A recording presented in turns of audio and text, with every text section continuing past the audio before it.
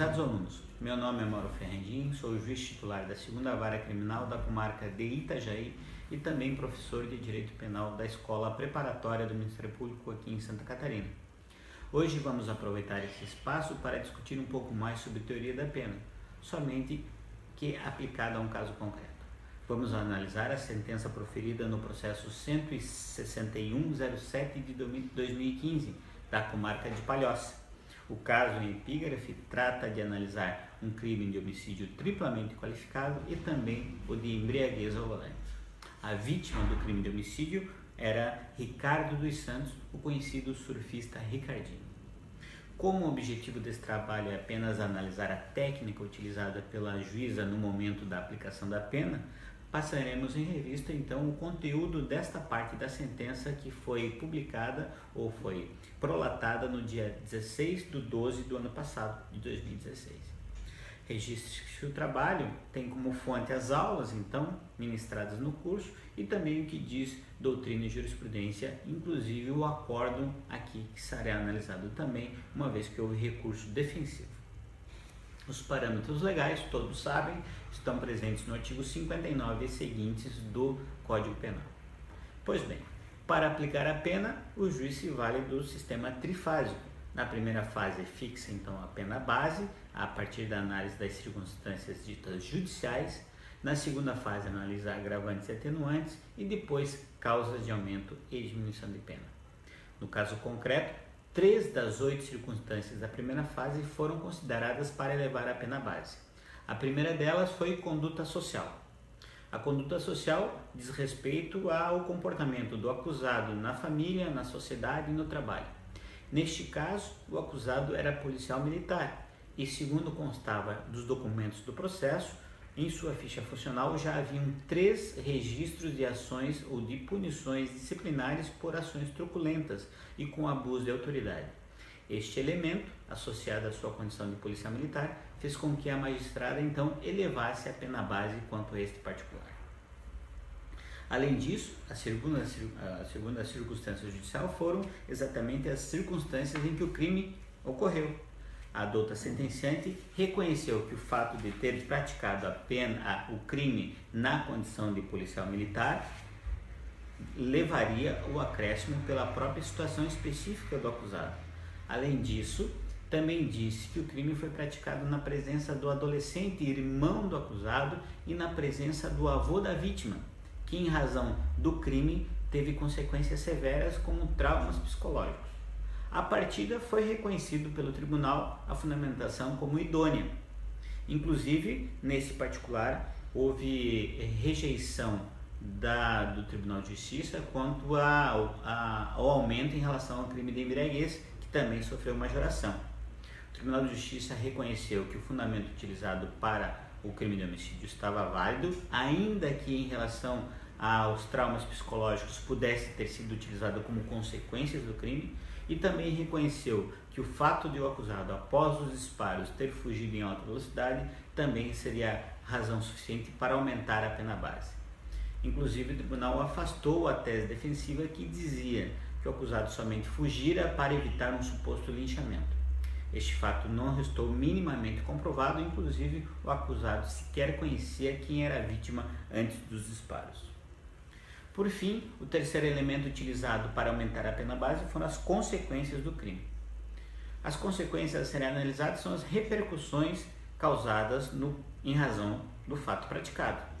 No caso concreto, a sentenciante utilizou critérios que foram afastados em segundo grau.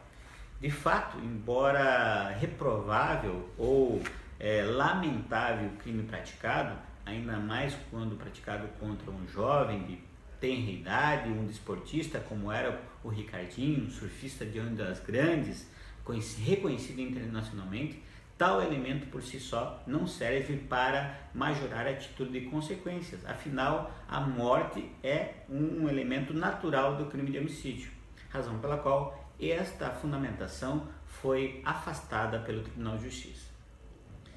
Neste sentido, então, elevando em reconhecendo 3 circunstâncias negativas, a sentenciante, em primeira fase, fixou a pena base em 16 anos de reclusão para o crime de homicídio e em 8 meses de detenção para o crime de embriaguez ao volante. Não foram reconhecidos ou não foram anotados em nenhum momento a questão dos antecedentes criminais, porque ele não registrava nenhum antecedente. A questão do motivo, uma vez que o motivo fútil, um dos motivos para a prática do crime, serviu como agravante na segunda fase, serviu como qualificadora na terceira fase. A personalidade, como sabemos, ela precisa de um laudo psicológico, um documento que ateste a condição de sua personalidade, como vem entendendo majoritariamente a jurisprudência, e embora tenha sinalizado que ele possuía traços de arrogância, não valorou a respeito. Além disso, também a culpabilidade, embora a sentenciante tenha fundamentado uma culpabilidade exacerbada em razão da sua reprovabilidade da conduta, não acresceu na pena base a respeito destes fundamentos. Nesta situação, então, observamos o quê? Que houve uma majoração mitigada em relação à pena base. Ora, a sentenciante utilizou o critério normalmente fixado pelo tribunal, ou seja, de 1/6, ora menos, porque ela acabou majorando em 2 anos para consequências e 1 ano para a conduta social e mais 1 ano para as circunstâncias do crime. E assim o fez para embriaguez, 1 mês para um e 1 mês para outro. Fato é que em segundo grau, por ter afastado as consequências do crime, o tribunal acabou reduzindo a pena e mantendo os valores fixados na sentença a título de majoração. Além disso, passando à segunda fase, nós sabemos que temos a teoria da migração incidindo nesse caso concreto, uma vez que o homicídio triplamente qualificado, uma das qualificadoras serviu para qualificar o crime e as outras 2, pela teoria da migração, ou viriam para a segunda fase ou para a primeira. Havendo prisão legal, elas ficariam na segunda fase e foi o que aconteceu. O crime foi praticado, qualificado pelo recurso que impossibilitou a defesa da vítima e por perigo comum. As 2 agravantes foram mantidas ou foram reconhecidas pelo Conselho de Sentença, portanto a magistrada bem fez quando migrou essas 2 circunstâncias para a agravante. Além disso, uma terceira agravante foi reconhecida, aquela prevista no artigo 61, 2, letra G, pela sentença, todavia afastada em segundo grau. Como dissemos anteriormente, o acusado era policial militar, no entanto, no dia do fato não estava de serviço e por esta razão, segundo o entendimento do tribunal e corretamente, não poderia ter a sua situação agravada porque não estava no desenvolvimento da atividade que lhe obrigava a ter o dever funcional, estando de folga. Por isso o tribunal acabou afastando essa agravante e, consequentemente, reduzindo a pena. Na segunda fase ainda, houve uma outra alteração. Em primeiro grau, não foi reconhecida nenhuma atenuante. Em segundo grau, foi reconhecida a atenuante da confissão, todavia qualificada. Por quê? Sabemos que a confissão prevista no artigo 65, ela é aquela que assume completamente a prática do ilícito. No caso concreto, embora o acusado não tenha confessado a prática, dito que de fato atirou para matar a vítima, confirmou que disparou para evitar, segundo a tese defensiva, uma lesão que estava iminente. Ou seja, adotou a teoria da legítima defesa. Esta teoria não foi acolhida em primeiro grau, ou seja, durante o conselho de sentença e afastada pelo tribunal do júri e depois mantida em sede recursal, mas, segundo o relator, acertadamente, o fato dele ter confirmado que disparou ou que efetuou os disparos, com certeza deve ter interferido no julgamento em plenário, razão pela qual, então, o tribunal, reconhecendo a confissão qualificada, diminuiu a pena em 6 meses. Neste patamar, então, acabou se quedando definitivamente a pena em segundo grau em 17 anos, 6 meses de reclusão e, para o crime de embriaguez, 7 meses de detenção. A pena de multa, que foi fixada inicialmente em 15 dias multa, não sofreu alteração em segundo grau. E a pena de suspensão dos direitos de dirigir também foi fixada em 4 meses, não sofreu qualquer alteração.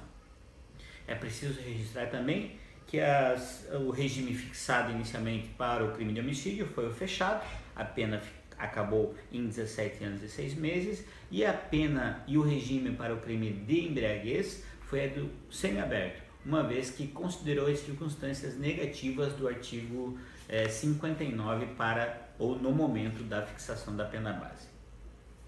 Também após o dispositivo da sentença, foi mantido o decreto cautelar ou a constrição cautelar de primeiro grau pelo segundo grau, utilizando os mesmos fundamentos da defesa, da sentença.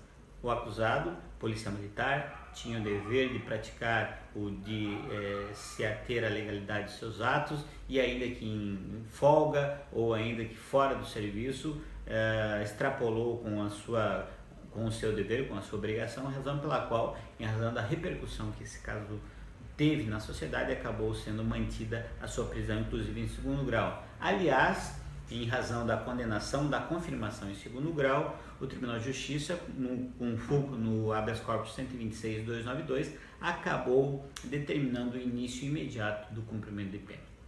Um registro final deve ser feito em relação ao Conselho de Sentença, que também acabou votando a pedido da acusação um suposto crime de falso testemunho. Uma vez confirmada a possibilidade, o juiz de primeiro grau acabou determinando a instauração de inquérito policial para a apuração de tal prática. Como vimos, senhores, a análise da dosimetria da pena implica em muito estudo, muita prática, muito exercício prático. São diversas nuances que precisam ser analisadas e principalmente fundamentadas. Esta será o mote principal na hora de fazer o exercício e principalmente cumprir uma prova de concurso. Desejo sorte a todos e espero nos encontrar em outro vídeo instrutivo.